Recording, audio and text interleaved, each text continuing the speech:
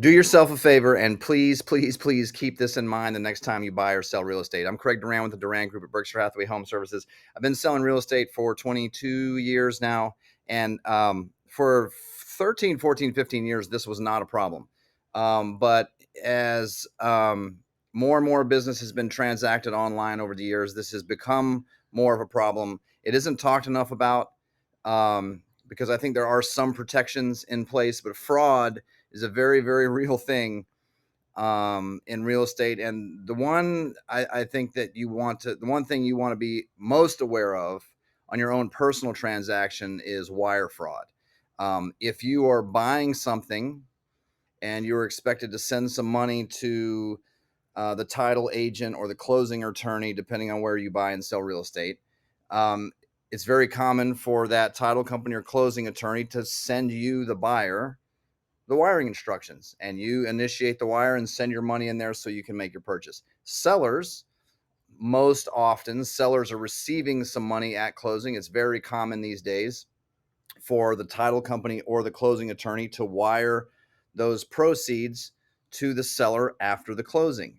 And one of the things that's popped up in recent years is that the bad guys, hackers, are sort of sitting back behind real estate transaction email and watching an agent email a buyer, or an agent email a seller, or a title company emailing a seller or a buyer, a closing attorney sending emails around, and they'll just be watching this transaction from kind of in the shadows. And right at the end, when one party says, "Oh yes, send us the money. Here are the wiring instructions and our attachment," hacker pops in, grabs that document, makes one subtle change to a number or two.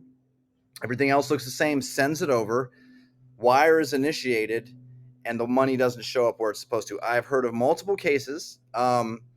One, and this was a few years ago before there are more protections in place, but a title company was selling a property for, or was doing a closing. The seller actually, I think, was the father of the closing agent, was receiving over $1 million.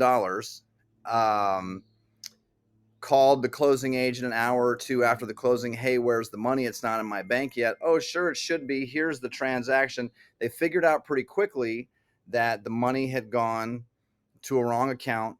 Because it was over $1 million, they were able to call the FBI. Because the FBI got involved, they tracked this down very quickly. They actually got the money before it left the country. The FBI said it's a good thing you got a hold of us when you did. Once that money gets offshore, it's almost impossible to get the money back. Another situation I heard of, and this was on a transaction that we did where everybody dotted their I's and crossed their T's, but one lender to another lender um, had information that was stolen. Proceeds went from one bank to another bank. Instead of this bank, it went to another bank that was controlled by the bad guys, let's say, that moved to another bank pretty quickly, and then to a bank in Mexico. We figured this all out very quickly. The title company did, and actually, because it was a larger bank, got the money back. But please, please, please, you can imagine um, the kinds of money we're talking about moving around oftentimes are, in some cases, on the small end, tens of thousands of dollars. Plenty of times it's in the hundreds of thousands of dollars, if not more. So double check, triple check how you are providing wiring information if you are asking to receive money at closing. Double, triple check if you're being asked to send money in. Voice verifying it, email, maybe voice verifying again. But do extreme due diligence on this part of the transaction. A couple extra steps. It doesn't take a lot of time, and you'll avoid potentially life changing a life changing situation. There's a lot of other fraud that I see on a regular basis. I put a little blog together. The link is down in the description.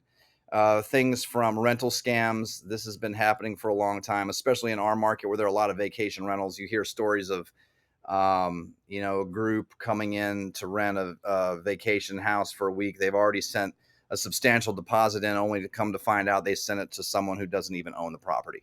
Oftentimes, when we have something we're offering for sale as a company, the bad guys, so to speak, are taking a version of that listing and posting it for rent and trying to receive money.